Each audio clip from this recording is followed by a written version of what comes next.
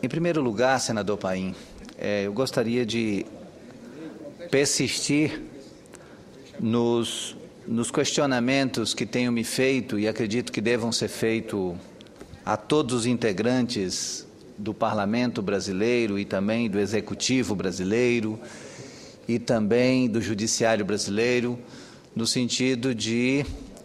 continuarmos na busca do entendimento do que a população que foi às ruas verdadeiramente quer das autoridades políticas, dos dirigentes, das lideranças do Brasil. Creio que os esforços estão sendo feitos e todos os esforços são bem-vindos. A presidenta Dilma, numa tentativa de interpretar essa situação, procurou se reunir com sindicatos, com associações, com representantes das mais diferentes representações e segmentos, organizados ou não, para tentar apresentar alguma saída. Mandou para o Congresso Nacional uma proposta de plebiscito, e essa proposta não veio fechada, ela veio aberta para que os parlamentares, dentro da dinâmica própria do Senado e da Câmara, possam juntar todas as perguntas que se fizerem necessárias para que a população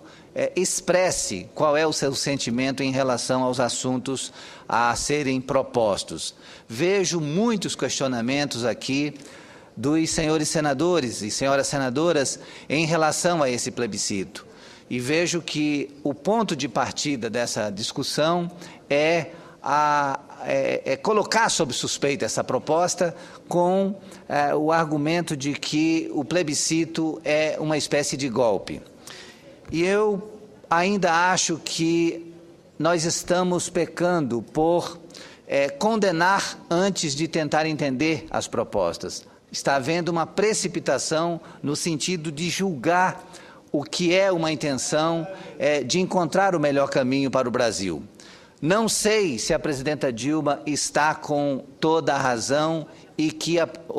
que a proposta da presidenta seja a melhor para o Brasil, mas acho que ela está, pelo menos,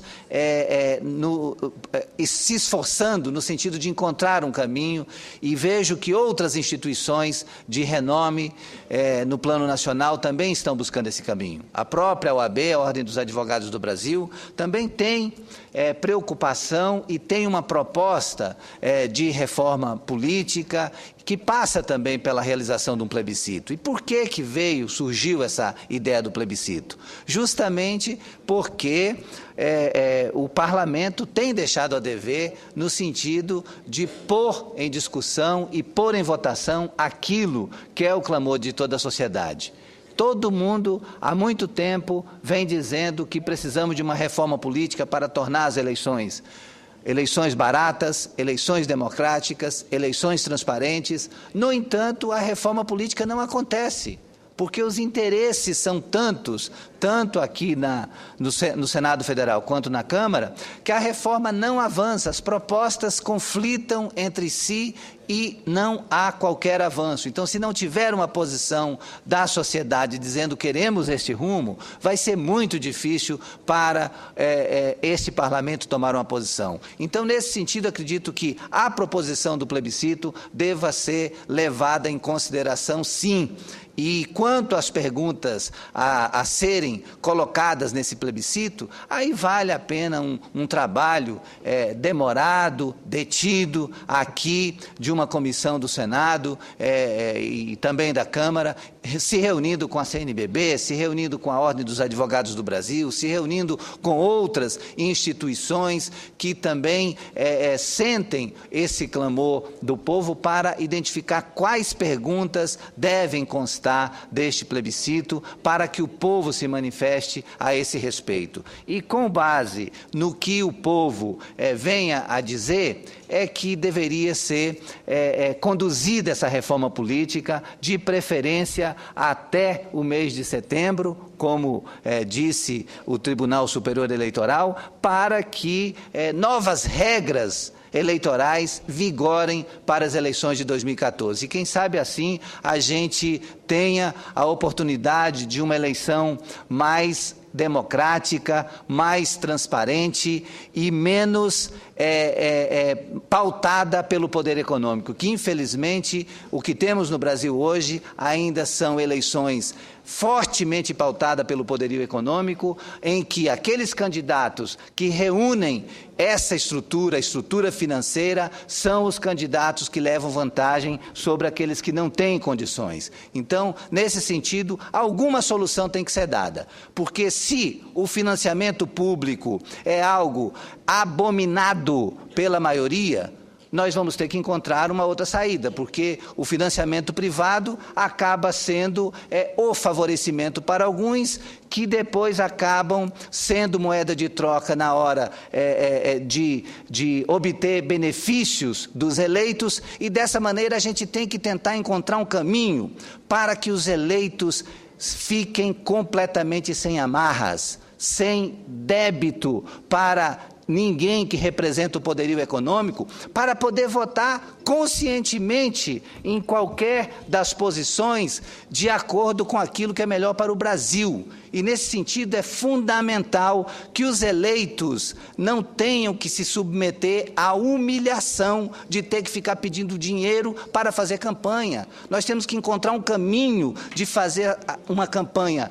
limpa, transparente, barata, acessível a todos, e que as regras sejam regras que favoreçam e que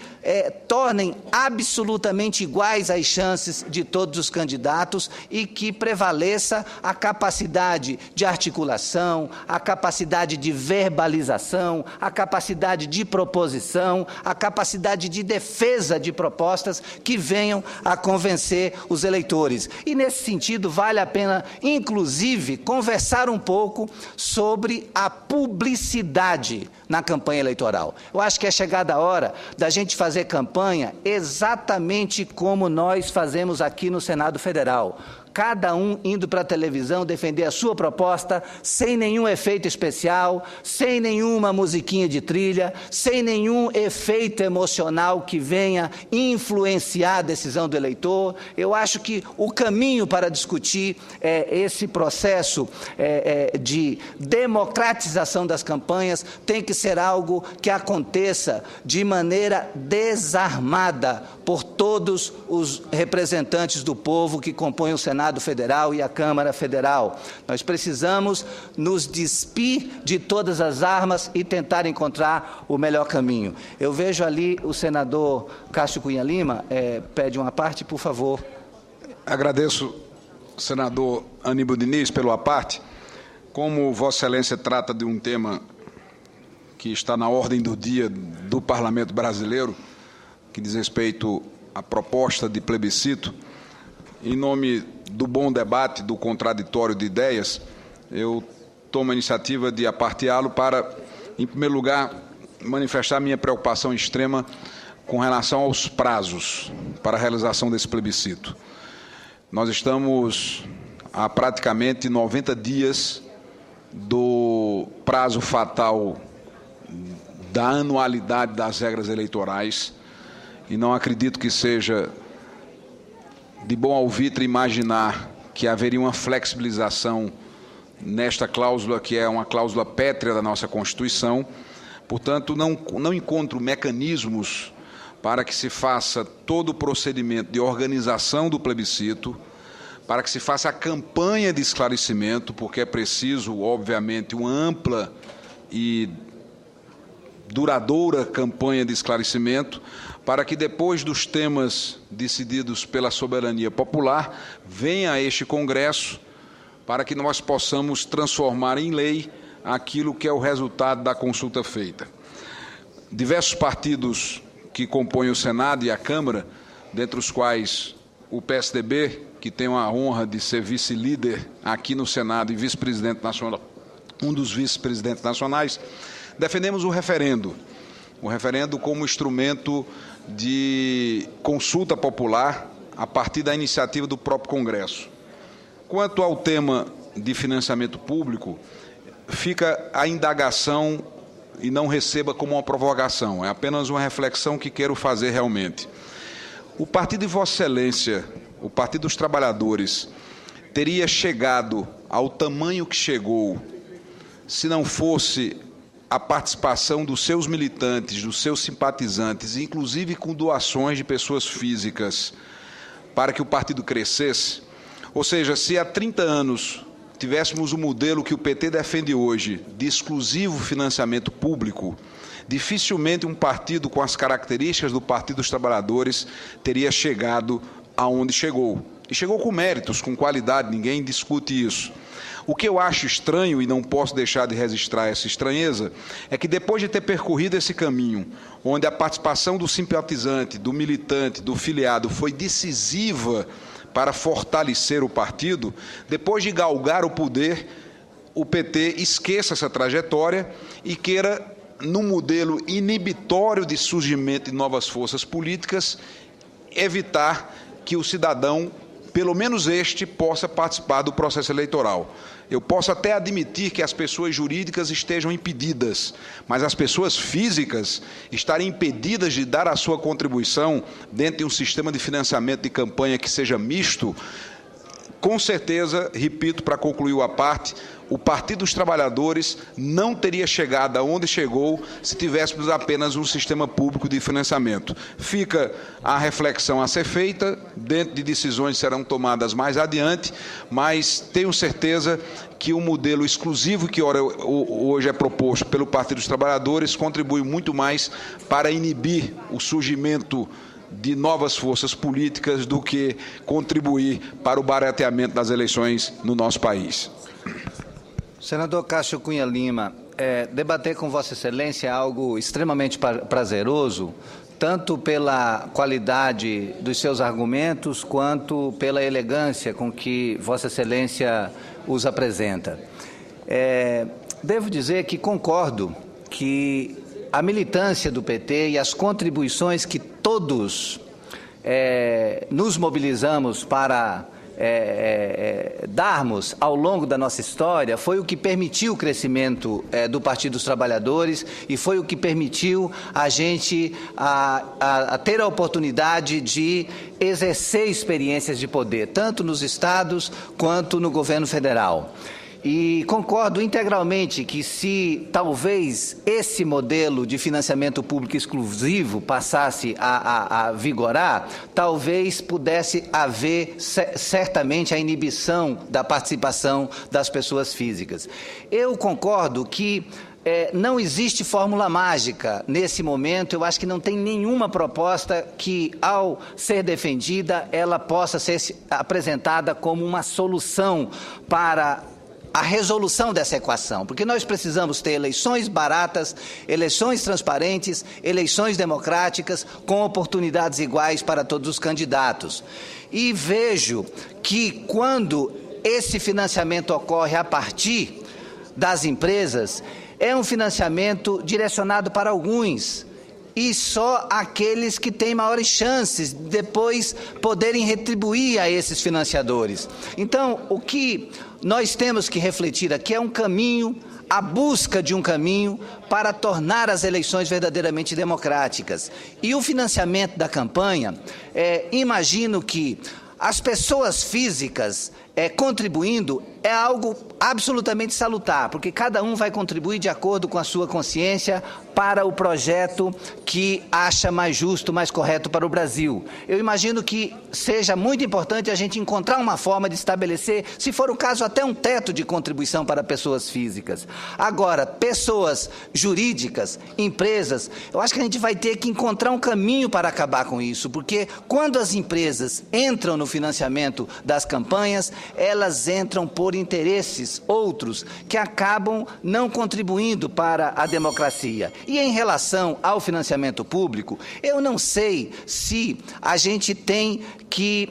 estabelecer isso como a única forma de financiamento, mas nós temos que encontrar um mecanismo para evitar que o candidato, na campanha, tenha que se submeter à humilhação de pedir apoio de financiadores que depois vão exigir o troco. É apenas um início de reflexão que acredito que nós tenhamos que fazer. Agora, senador Cássio e outros senadores que nos acompanham nesse momento, nós demos há poucos dias, nesses últimos dias, principalmente após esse levante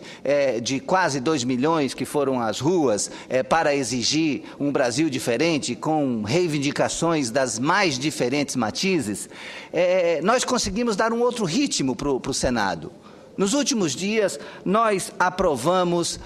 projetos da máxima importância aqui nessa casa, a um ritmo que não se aprovava antes. Será que não é o momento também de o presidente Renan Calheiros, cumprindo inclusive aquilo que foi um compromisso do início do seu mandato, da gente fazer grandes sessões temáticas para discutir os problemas e buscar uma solução para o Brasil? Será que não era o caso de fazer um esforço concentrado desse Congresso também, até fazendo frente à proposta de plebiscito e avançar no sentido de encontrar um caminho para essa reforma política daqui para o mês de setembro? Será que não é possível, num esforço cidadão pelo Brasil, a gente conseguir encontrar uma saída para dar uma resposta um pouco mais positiva para o Brasil em relação ao que pode ser feito para que essa representação tenha total legitimidade e que a gente possa dialogar com um pouco mais de cabeça erguida com a sociedade no momento desse de levante, porque nós ficamos numa situação tão na corda do ringue que todas as reivindicações apresentadas, de certa forma, nos colocava numa situação de desconforto. Tanto é que houve pressa, houve assodamento no sentido de apresentar propostas aqui, que são propostas justas, mas que não foi apresentado ainda, por exemplo, de onde virá o custo. O passe livre para os estudantes. Todos nós defendemos, porque é uma reivindicação dos estudantes e nós, quem de nós ousaria se colocar contra o passe livre para os estudantes? Mas temos que fazer uma reflexão de que ainda não se estudou de onde vem cada centavo que vai bancar o passe livre dos estudantes. Mas, mesmo assim, tem uma proposta que será votada muito rapidamente aqui no Senado Federal. Ontem mesmo, nós aprovamos os royalties para a educação e para a saúde, 75% para a educação e 25% para a saúde, também num rito bastante rápido do Senado Federal. Será que não podemos utilizar esses mesmos esforços para votar outras matérias, inclusive as que dizem respeito à reforma política, para a gente redefinir as regras também dos processos eleitorais para torná-los mais democráticos e transparentes? Mas, senhor presidente, para concluir esse pronunciamento, eu gostaria de informar que as obras do programa Cidade do Povo foram retomadas num ritmo bastante acelerado lá em Rio Branco, e na última sexta-feira eu tive a oportunidade, juntamente com o vice-governador César Messias, com o deputado Ney Amorim, que é o líder do governo do Acre na Assembleia Legislativa, e com o deputado Jamil Asfuri, nós pudemos fazer uma visita a todas